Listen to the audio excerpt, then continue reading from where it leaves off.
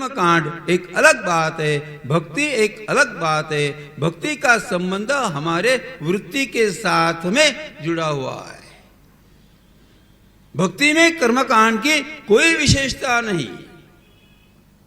दुख की निवृत्ति एक अलग बात है और भगवान की भक्ति एक अलग बात है। वास्तव में जो भक्त है, वास्तव में जो संत है, ध्यान में रखना, वो किस प्रकार की भक्ति भी करे तो दुख की निवृत्ति के लिए कदापि भक्ति वो नहीं करता। आप चाहे जितना भी दुख देना चाहते हो दो, किंतु मैं आपका हूं।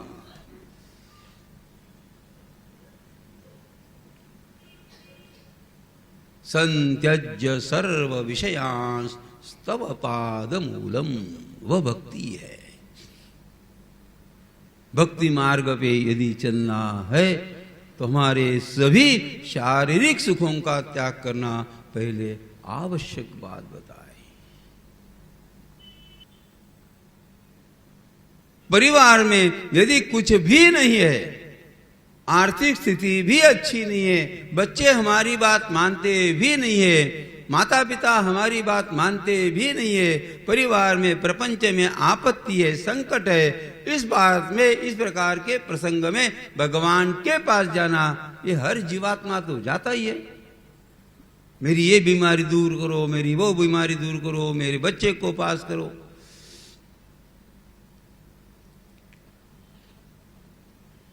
इसीलिए मैंने पहले दिन कहा था, आपको संपत्ति मिलने का रास्ता मैं श्रीमद् भागवत जी से नहीं बताऊंगा, किंतु भक्त ने भगवान को भक्ति करते करते कैसे पाना, वो इस कथा से सीखना चाहिए।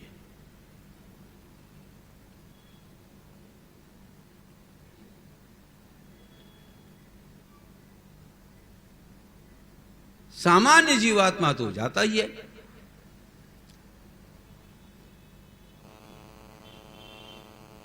गोपियों ने कहा, कन्हू हम कुछ मांगने के लिए नहीं आए, हमारे मन में एक इच्छा थी, आपके साथ में हम रास लीला रचे, इसलिए यहाँ पर हम आपके साथ में रास लीला करने के लिए हम आई है।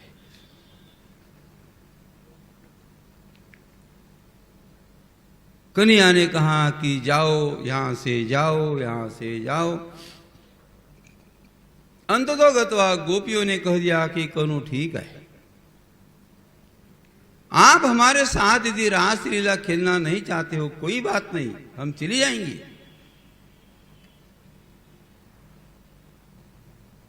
किंतु कन्हैया, हमारा चित्त आपके चरणारविंद में हमने समर्पित किया है,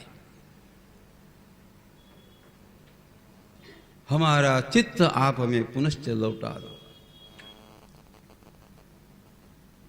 कन्हैया, आपके इतने अत्यंत पवित्रतम पादारविंद को छोड़ करके जाना हमें मंजूर नहीं। पादौ पदन्न चलतस्तव पाद मूलात् याम कथम व्रजमतो करवाम किं वा। पादौ पदन्न चलता तव पाद मूलम। करो, आपके चरणारविंद को छोड़ करके जाने की हमारी इच्छा नहीं। गोपियों ने जैसे ही बहुत आग्रह रखा, जब ये गोपियां रोने लग जाती है, कन्हैया ने कहा, अरे पगलियो रो मत, आप मेरे साथ रास खेलना चाहती हो ना, चलो रोना धोना पहले आप बंद करो। और कैसे कहा? हंसते हंसते कहा, रोना धोना बंद करो। प्रहस्य सदयंगोपी आत्मा रामो प्यरीरमत। प्रहस्य, देखो पहले गोपियों को रुलाया, अब हंसता आइए।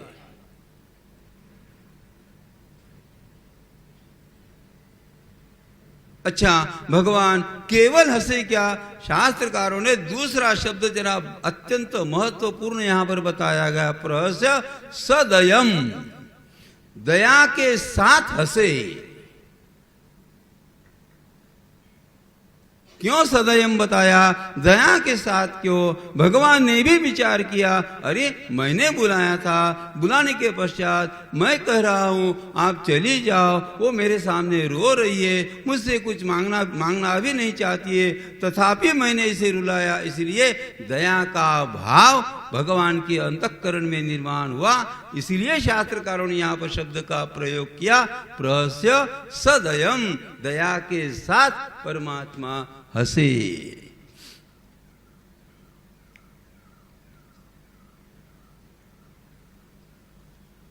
श्रीमद् भागवत जी का एक एक श्लोक इतना मीठा मीठा मीठा है, बिना श्लोकों को पढ़े भागवत कैसे करते हैं पता नहीं।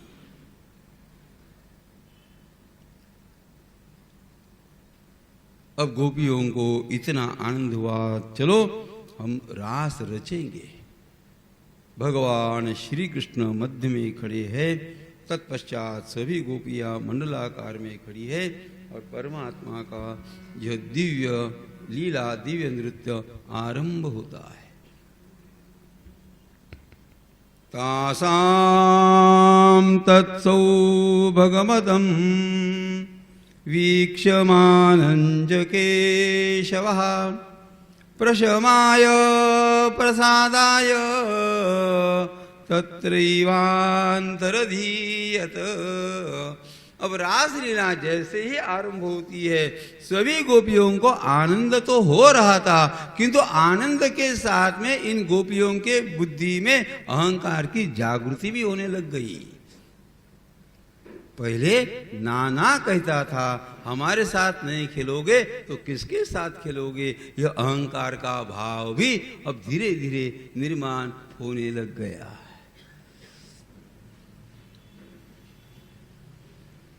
भगवान को जीवात्मा का सब कुछ पसंद है, भगवात्मा परमात्मा को जीवात्मा का अहंकार पसंद नहीं।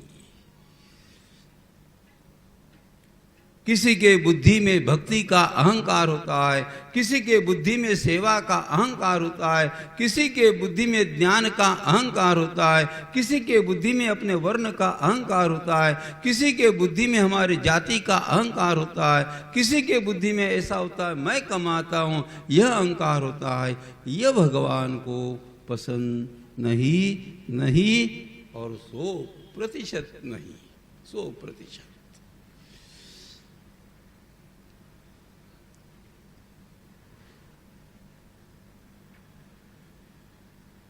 भगवान श्री कृष्ण ने विचार किया, गोपियों के बुद्धि में अहंकार की जागृति हो चुकी है, इनका स्वास्थ्य जरा ठीक करना ही पड़ेगा। भगवान श्री कृष्ण रास मंडल से अंतर्धान हो जाते हैं। गोपियां भगवान को ढूंढने के लिए वहां से निकलती है, पेड़ों को पूछ रही है, पौधों को पूछती है, तुलसी माता को पूछती है, बता यह कन्हैया किस रास्ते में गया, इस रास्ते से यदि कन्हैया गया तो आप वो रास्ता, वो मार्ग आप हमें बताओ। पृच्छते मालता बाहु नप्यालिष्टा वनस्पति।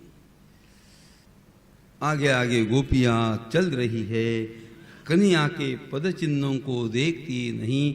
एक गोपी ने कन्हैया के छोटे छोटे पद चिन्हों को देखा। व्यचक्षत वनोदेशे पदानी परमात्मना। गोपी को इतना आनंद हुआ, अरे नहीं आप देखो यह कन्हैया इस रास्ते से गया हुआ है। सभी गोपियां उस पद चिन्हों को देखती है, अतीव आनंद होता है। किंतु जैसे उन छोटे छोटे पद चिन्हों के समीप में और भी 2 छोटे छोटे पद चिन्हों को देखा, अब गोपियों को गुस्सा आया।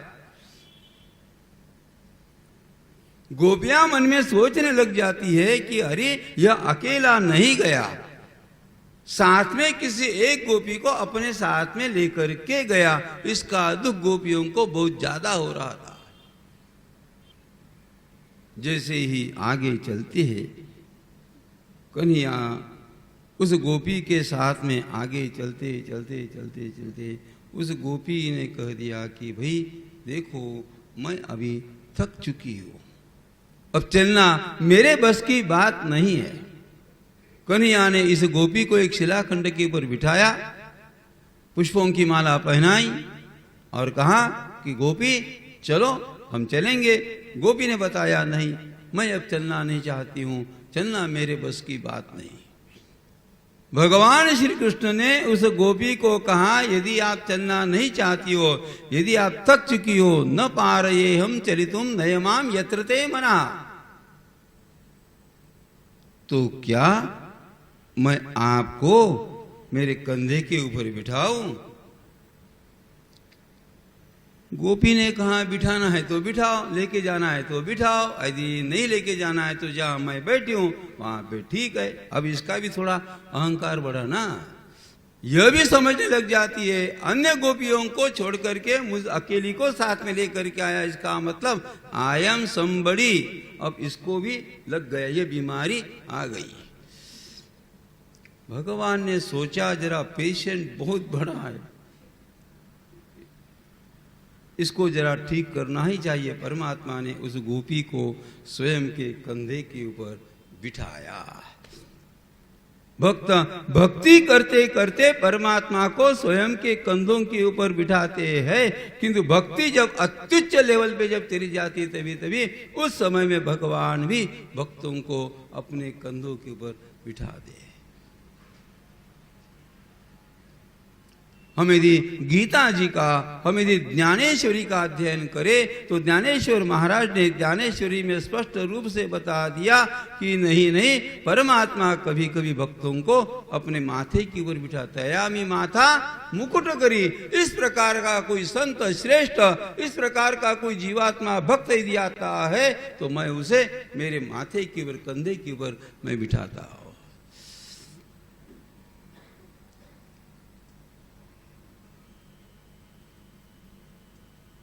यह गोपी भगवान श्री कृष्ण के कंधे के ऊपर बैठी। भगवान आगे आगे चलते हैं और इसका अहंकार अब धीरे धीरे और ज़्यादा बढ़ने लग जाता है। मैंने कहा मैं नहीं चल सकती, मैं थक चुकी हूँ, तो मुझे कंधे के ऊपर बिठाया। अब पीछे से सभी गोपियां आ रही थी। जब तक सभी गोपियां दूर थी तब तक परमात्मा इस गोपी को अपने कंधे की ओर बिठा करके चल रहे थे, और जैसे सभी गोपियां समीप में आई तो उस गोपी के नीचे से परमात्मा अंतर्धान हो जाते और ये गोपी नीचे गिर जाती है।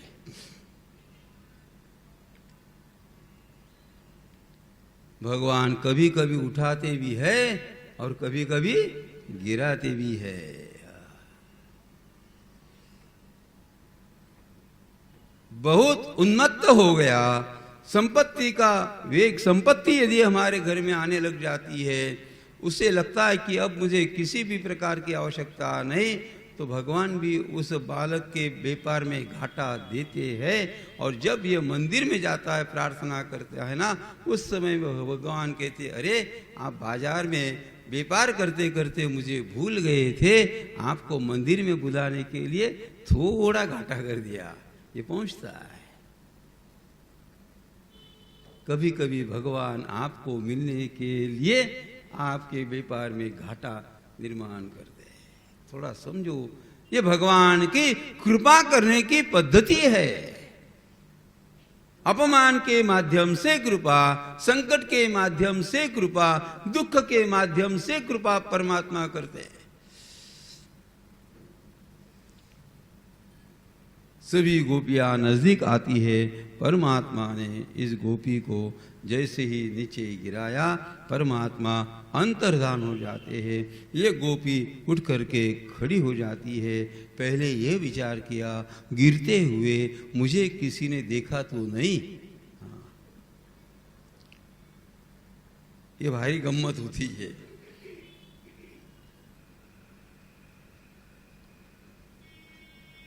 कोई एकाध यात्री यदि बंबई जाता है, ऐसे तो ट्रेन में यात्रा करना आसान है,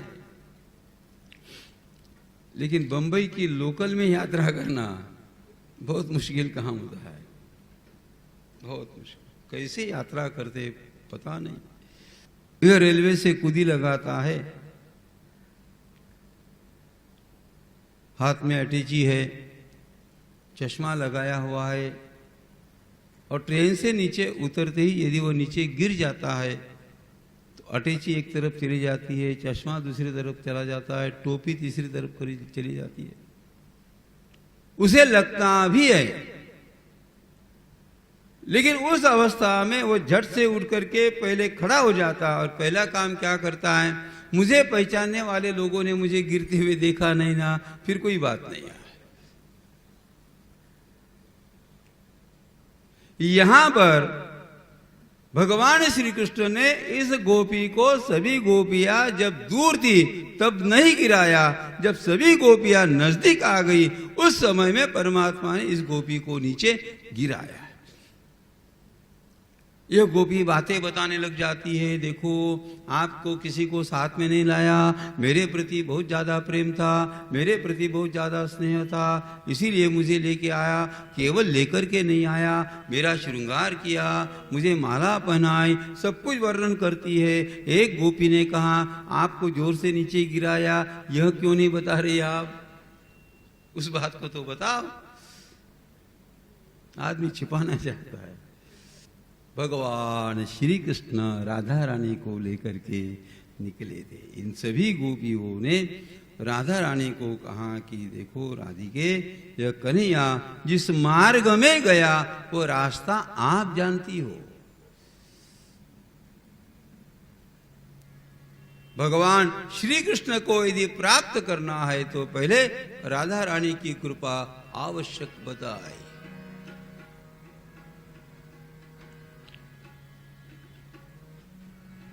वृंदावन में यदि हम दोनों हाथ ऊपर करके राधा रानी की प्रार्थना करते, राधे राधे जब हम कहते, तो इसके पीछे कारण इस प्रकार का है।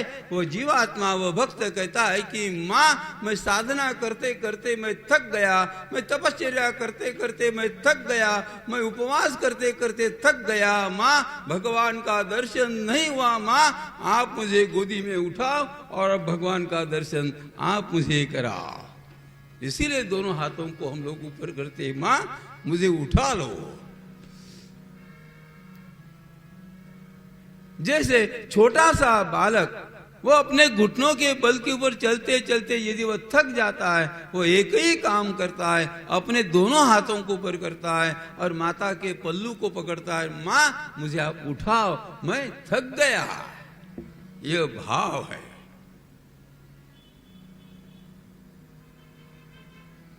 और यह भाव यदि राधे राधे कहते समय, हाथ को ऊपर करते समय अपने अंतःकरण में निर्माण यदि नहीं होता तो आप राधे राधे कितना भी चिल्लाते रहो, उसका कोई लाभ नहीं होगा। मां मैं थक गया।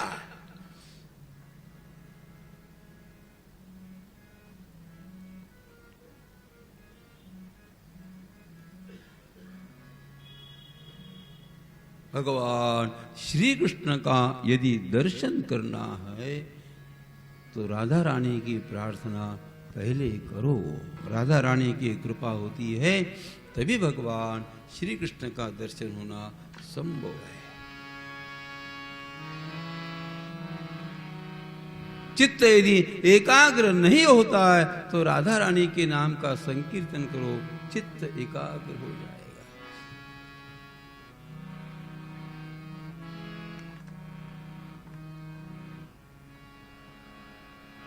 राधे तेरे चरणों की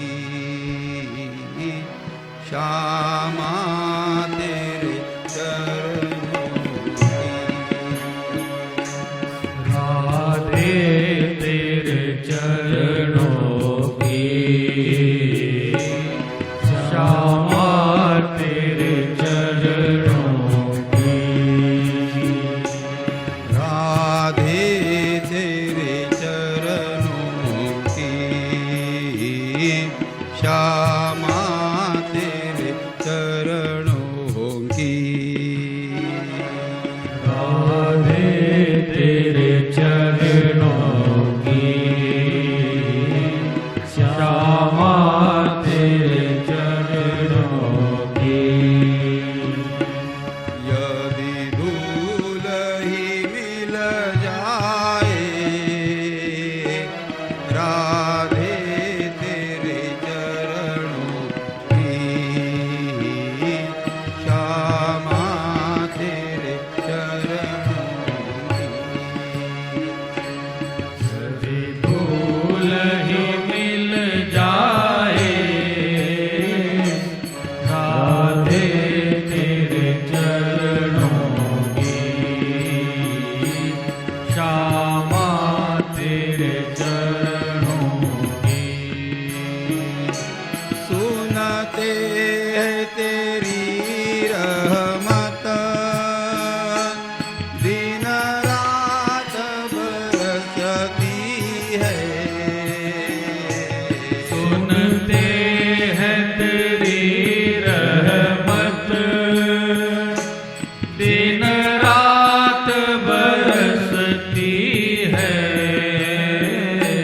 सुनते हैं तेरी रहमत दिन रात बरसती है। सुनते हैं तेरी रहमत दिन रात बरसती है। एक बूंद जो मिल जाए एक बूंद जो मिल जाए, एक बूंद जो मिल जाए, एक बूंद जो मिल जाए।